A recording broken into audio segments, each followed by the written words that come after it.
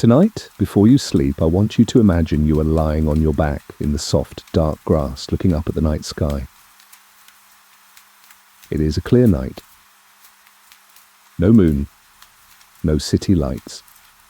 Just you and the enormous quiet dome of the heavens, scattered with stars.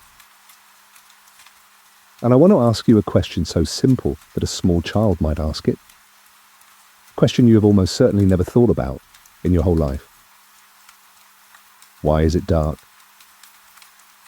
The night sky. Why is it dark? You will say, of course, because the sun has set, because we are turned away from it into the shadow of the earth.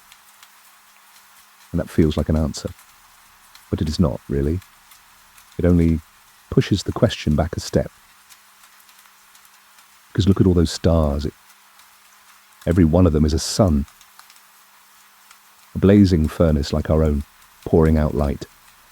And there are so many, thousands that you can see, billions upon billions that you cannot, scattered through a universe so vast it has no end that we can find.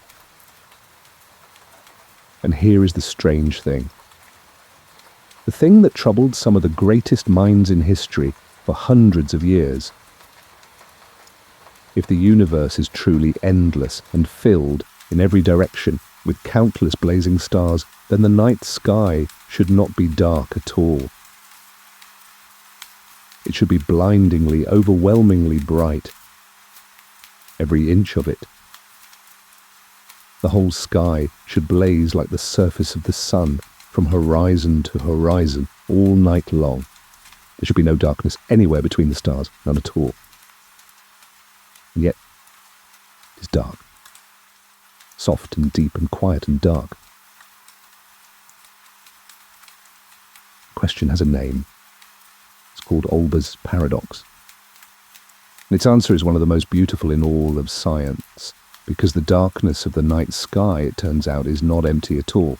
It is a clue, a message, one of the simplest and most profound clues we have about the birth and the age and the very nature of the entire universe. Tonight, in the quiet, we're going to solve it together. We're going to find out why the sky should blaze and why it does not, and what the darkness is really telling us. And by the end, when you look up at the dark between the stars, you will see something you never saw before. And it is best done slowly in the dark as you drift off to sleep. So, settle in. Turn the lights down low. There is nothing you need to do, and know where you need to be. Just rest and listen, and let the story carry you off among the stars. Before we drift too far, there are two small things, and then I promise I will not ask anything of you again. First, if you enjoy these quiet journeys through the deep questions of the universe, you can subscribe, and the next one will simply find you, wherever you are, whenever you next need to sleep. And second, a small invitation, for while you are still awake. Somewhere in the back of your mind, there is a question about the universe that has always quietly amazed you. What is beyond the edge? Whether we are alone? What came before the beginning? Leave it in the comments below, and on some future night I may take it apart, gently, and carry you to sleep on the wonder of it. And if you are listening from somewhere far away, a different country, a different time zone, a room I will never see, tell me where you are. All lying under the very same sky, after all.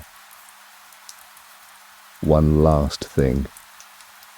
If by some small miracle you are still awake when we reach the very end of this, leave the word starlight in the comments, so I know who made it all the way through. Though I rather doubt you will, that, after all, is the whole point. Now, let's begin with that simple, childlike question. Let us begin where all the best questions begin, with something so obvious that no one thinks to ask about it. The night sky is dark.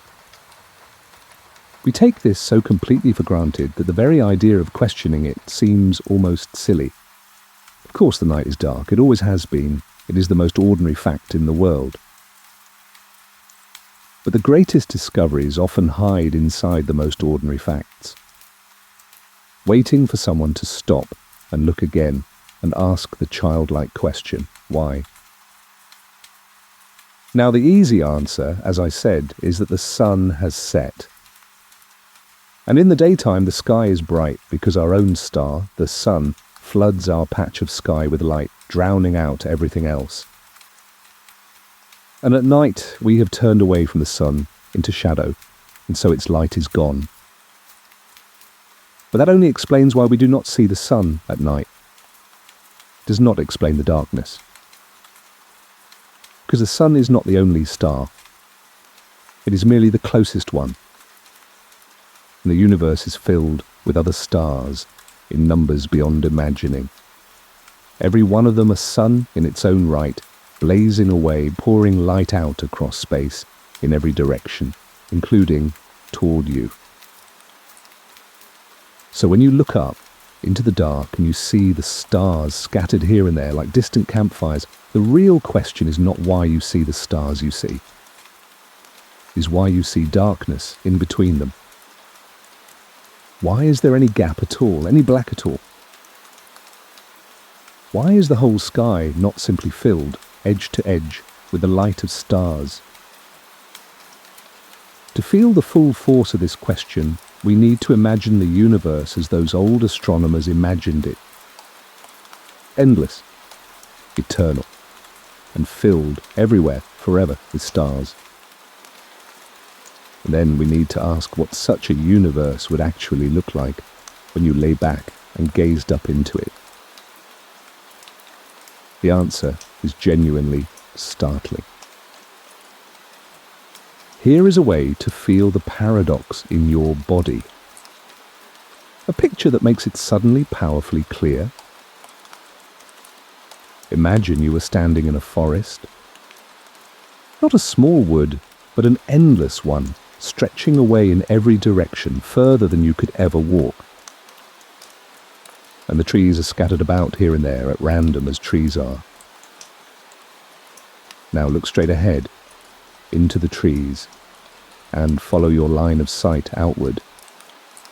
The nearest trees you see clearly, with gaps between them.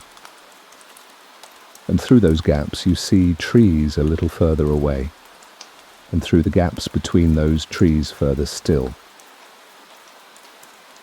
But here is the thing. If the forest truly goes on forever, then no matter which direction you look, no matter how small a gap you peer through, your gaze must sooner or later land upon a tree trunk. There is no possible line of sight that escapes to infinity without hitting wood. Every single direction followed far enough ends on a tree. And so, in an endless forest, you would not see gaps at all. You would see a solid wall of trees. The distant trunks would merge together into an unbroken brown wall in every direction, because every line of sight is blocked by wood somewhere. Now take that picture and lift it into the sky, and make the trees into stars. In an endless universe, filled everywhere with stars, every single line of sight followed far enough out into space must eventually land on the surface of a star. Every direction you look. There would be no gap anywhere that did not have a star in it, somewhere far away. And so the whole sky would be a solid wall of stars. An unbroken surface of blazing light in every direction, with no darkness anywhere between. The entire sky, from horizon to horizon, would shine as brightly as the surface of the sun itself. The night would not be dark. The night would be an inferno, brighter than any desert noon. The whole sky, a single, seamless blaze. Some people worried at this point that the near stars would simply block the far ones, and so it would not add up. But that does not save you. A near star blocking a far one does not create darkness. It just means that particular patch of sky shines with a near star's light instead of the far one's. Either way, the patch is bright. Every patch is bright. There's no way out. In an endless, eternal universe of stars, the sky must blaze. And yet, you have looked up on a clear night. You know that it does not. It is dark. That contradiction between the blazing sky that ought to be and the dark sky that is the paradox. And it is named for a man who wrote it down 2 centuries ago. The paradox is called Olbers Paradox after a German astronomer named Heinrich Olbers, who described it clearly in the 1820s. He was a physician by day and an astronomer by night, in the lovely old tradition of people who did their science for the pure love of it. And he looked at the dark night sky, and he understood that it should not be dark, and he wrote about the puzzle. And so his name became attached to it forever. But I must be honest with you, as I always try to be on these nights, because he was not the first to notice it. Not at all. The puzzle is much older than the man it is named for. Long before him, other great minds had felt the same unease, looking up at the dark. 2 centuries earlier, the astronomer Johannes Kepler had wrestled with it.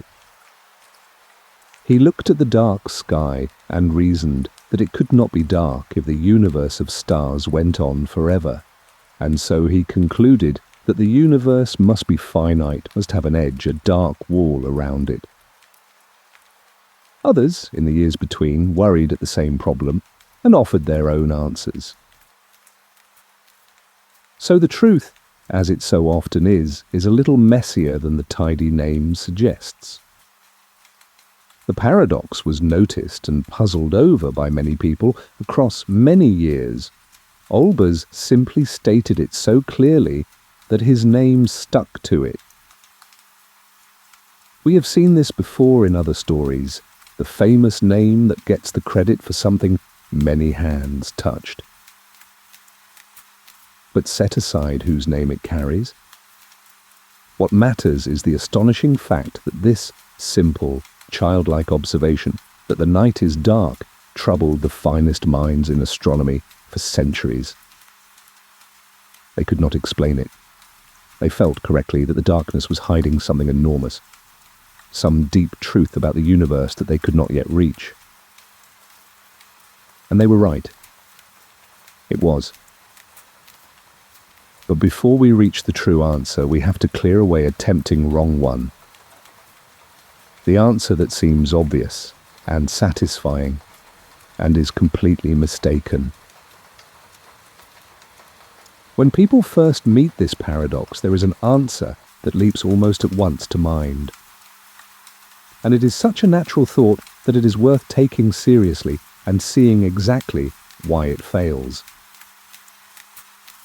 The thought is this: perhaps the light of all those distant stars is being blocked. Space, after all, is not perfectly empty. There are great clouds of dust and gas drifting between the stars. Dark, cold clouds. Perhaps those clouds simply absorb the light of the faraway stars and soak up the blaze, and that is why the sky is dark, a great curtain of dust shielding us from the inferno. It is a lovely idea, and for a while some thought it might be the answer. But it does not work, and the reason it does not work is beautiful. Think about what happens to that dust as it absorbs all that starlight, century after century, forever. When something absorbs light, it gains energy, it grows warm. And a thing that absorbs an endless flood of starlight for an eternity does not stay cold and dark. It heats up, and up, and up. And eventually it grows so hot that it begins to glow. just as a poker left in a fire eventually glows red and then white. The dust, having drunk in all that starlight, would grow so hot that it would shine itself just as brightly as the stars whose light it swallowed. Do you see the trap? Curtain becomes a lamp. You cannot hide an infinite, eternal blaze behind a curtain, because the curtain simply absorbs the blaze until it blazes too. In an endless, eternal universe, there is nowhere for all that energy to go and nothing that can hide it. The dust would end up glowing exactly as bright as the sky it was meant to darken. So the dust is not the answer. Nothing can simply block the light. The problem is deeper than that. If the universe really were infinite and eternal, the sky truly would blaze and there would be no escaping it. Which means the answer must lie somewhere else entirely. Not in something blocking the light, but in one of those two words we keep repeating, as though they were obviously true, infinite and eternal. What if the universe is not quite either? And the first person to truly feel the answer was not an astronomer at all. He was a poet. In the middle of the 1800s, an American writer sat down to compose a strange and sweeping work about the nature of the universe. He was not a scientist. He was a poet and a writer of dark and haunting tales whose name you very likely know, Edgar Allan Poe. And near the end of his life, he became captivated by the great questions of the cosmos, and he wrote a long, visionary piece about them. And buried within it is a passage of startling insight. Because Poe, the poet, looking at the darkness between the stars, intuited something that the astronomers had missed. He reasoned, in essence, like this. The reason we do not see a star in every direction, the reason there is darkness between them, must be that the light from the most distant stars has not yet had time to reach us. That in those dark gaps there may well be stars unimaginably far away, but their light is still on its way, still travelling toward us across the enormous gulf of space and has simply not arrived yet. Sit with how remarkable that is. A poet with no telescope, no equations, feeling his way by pure imagination toward one of the deepest truths in all of cosmology. Decades before the scientists would prove it. Because Poe had grasped the key that dissolves the whole paradox.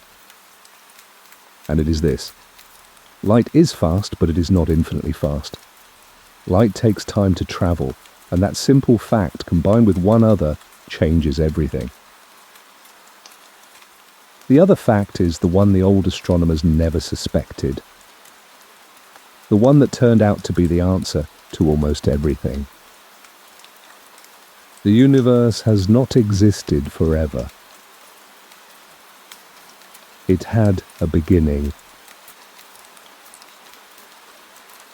Here is the answer that the old astronomers could never have found, because it required a discovery that came only in the last 100 years. The universe is not eternal. It has not been here forever. It began at a definite moment in the past, something like 13.5 billion years ago in the event we call the Big Bang.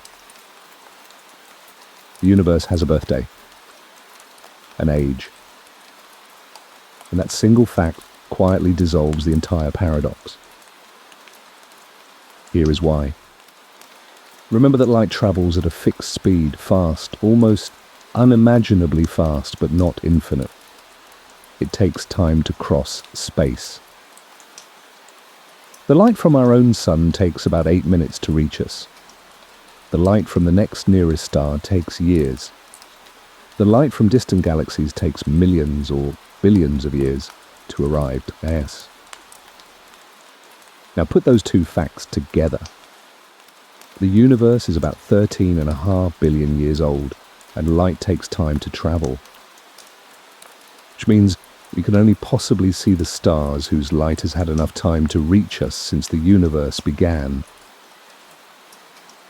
There is a limit, a horizon, a sphere around us beyond which we simply cannot see, because the light from anything further away has not yet had time to cross the gap in all the years the universe has existed. Is still on its way, exactly as the poet guessed. So the universe we can see is not infinite. It is finite. A vast sphere, yes, unthinkably large, but with an edge to what is visible. And within that finite, visible sphere, there are only so many stars. A finite number. And a finite number of stars cannot fill the whole sky. There are not enough of them. They are scattered, here and there, with great dark gaps between them, because there simply are not enough visible stars to cover every line of sight. The forest, it turns out, is not endless after all. It has an edge, and so you can see the darkness between the trees. That is the answer in its simplest form. The night sky is dark because the universe is not infinitely old, and so we can only see a finite patch of it, containing a finite number of stars, too few to fill the sky. The darkness is the edge of time itself. It is the gap between the stars we can see and the light that has not yet arrived. But there is a deeper layer still. A second part of the answer, more beautiful than the first. Because in a way, the old astronomers were right. The sky is full. Here is the twist that makes this one of the most beautiful ideas in all of science. The universe is not only finite in age, it is also expanding. For since that beginning it has been growing, stretching, swelling outward, carrying the galaxies away from one another, so that everything distant is rushing away from everything else. And when a source of light rushes away from you, something happens to its light. It stretches. Waves of light are drawn out, longer and longer, and as they stretch, they change colour, shifting away from the bright visible colours toward the red and then beyond red, into kinds of light your eyes cannot see at all. Now here is the wonderful part. If you look far enough out into space in any direction, you are looking back in time toward the beginning. And if you look all the way back to the very edge of what can be seen, you reach the young universe itself, when the whole of everything was hot and glowing, a fire that filled all of space. So in fact, every line of sight, followed all the way out, does end on something blazing. It ends on the fire of the young universe. The old astronomers were right. The sky truly is full in every direction of ancient light. But that light has been travelling toward us for 13 billion years across an expanding universe. And in all that time, it has been stretched and stretched and stretched, until the fierce blaze of the young cosmos has been drawn out, its light lengthened from a brilliant glare all the way down into a faint, cold whisper of invisible light. We call it the cosmic microwave background. And it is real, and it is there, right now, in every direction you could point. The whole sky is glowing, softly, evenly, with the faded light of creation itself. So the sky is not dark, because it is empty. The sky is full. Full of the light of the beginning, glowing everywhere, exactly as the paradox demanded.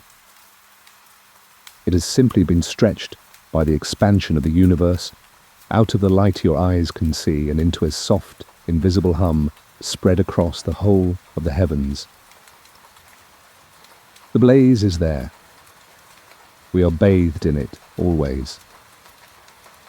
We just cannot see it with these eyes. The darkness you see is the fire of creation, cooled by 13 billion years of expansion into a gentle, invisible glow.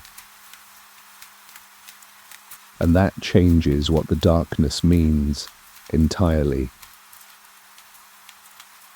So let us return to you lying in the dark grass, looking up. And let us look now, with new eyes, at the darkness between the stars. Because that darkness is not nothing. It never was.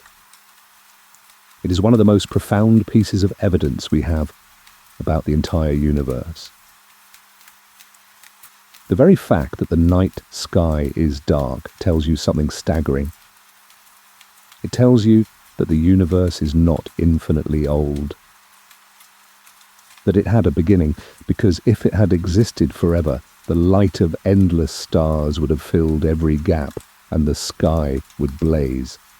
The darkness itself is proof that there was a first moment, that the universe was born. And the darkness tells you that the universe is expanding. Because the ancient blaze that should fill the sky has been stretched away into invisibility, and only expansion could have done that. The darkness is the fingerprint of a growing cosmos. Think of what that means. You do not need a great telescope to know that the universe began and is expanding. You do not need equations or observatories or years of study. You need only to lie back on a clear night and notice that it is dark and understand why it should not be. The whole story of the birth of the universe is written plainly in the darkness overhead. For anyone who knows how to read it, it has been there above every human being who ever lived every single night since the beginning of our kind. A message in the dark that we only learned to read a heartbeat ago. The children who asked why the sky is dark were asking, without knowing it, one of the deepest questions there is. And the answer was, the universe was born and it is growing, and you are looking at the proof. There is something almost overwhelming in that when you let it settle. That the darkness you have seen 10,000 times and never once questioned is quietly holding the secret of everything. Hold the dark sky in your mind one last time. The stars and the deep, quiet black between them. There is first the lesson of the simple question. That the greatest mysteries hide inside the most ordinary things. That why is the sky dark sounds like a child's question and turns out to be a doorway to the birth of the universe. The world is full of these doorways disguised as things too obvious to ask about, and all it takes to find them is the willingness to ask why. There is the lesson of the curtain that becomes a lamp, that you cannot simply hide from a truth by covering it up. That the easy, comfortable answer, the dust that blocks the light, collapses when you follow it honestly to its end. The real answer is almost always deeper and stranger and more wonderful than the easy one. There is the lesson of the poet, that imagination and wonder can reach truths before the instruments do. That a person gazing at the dark, thinking clearly and dreaming freely, felt his way to the shape of the cosmos decades before it was proven. Wonder is not the opposite of understanding. Very often it is the beginning of it. And there is the deepest lesson of all, that the darkness is not empty, that the black between the stars is full of ancient light, full of meaning, full of the whole history of the universe, stretched thin and quiet across the sky. That even emptiness, looked at properly, turns out to be brimming with a story. Perhaps that is the gentlest thought to carry down into sleep, that the dark is not empty. Not the dark of the sky, and perhaps not the dark of a quiet night, or a closed eye, or a sleeping mind either. That there is a soft, ancient light humming quietly through all of it, all the time, whether we can see it or not. So let us come back now to where we started. To you, lying in the soft, dark grass, looking up at the quiet dome of the night with the rain, perhaps, beginning somewhere far away. You do not need to remember any of it. Not the forest, not the dust, not the poet, not the microwave glow of the beginning. Let all of it soften and blur and drift gently away. That was never the point. Point is only this: that the darkness above you, which you have seen every night of your life and never questioned, is one of the most profound things in all the universe. That it should be ablaze and is not, and that the reason it is not tells you the universe was born and is growing and is far stranger and more beautiful than it appears. And to a thought that reaches beyond the sky, that the simplest questions hold the deepest answers, that the ordinary is a disguise the extraordinary wears, and that the dark, wherever you find it, is rarely as empty as it looks. There is a deep comfort in that, I think, especially now as you lie here in the quiet. To know that the whole vast universe is above you and around you, humming softly with the light of its own beginning, that you are a small, warm, living thing resting for a night beneath 13 billion years of gently glowing sky. Held, whether you feel it or not, in that soft and ancient light. If any of this stayed with you and you would like another quiet mystery of the universe gently unfolded to carry you off to sleep on another night, it is already waiting for you. You do not have to do anything at all. Just subscribe quietly and let the next one find you. And now it is late. There is nothing left for you to do tonight. No question to answer. No sky to read. No distance to cross. The story is told, and the stars are turning slowly overhead, and the night is deep and kind. So let your thoughts go loose. Let the stars blur. Let the sky soften. Let the sound of these words become just a soft texture in the dark, like the rain, like the faint and ancient glow that fills the whole sky, holding you gently as you fall asleep. Breathe in, gently. Breathe out. There's nothing to hold on to. Nothing to carry into tomorrow. Rest now. Night.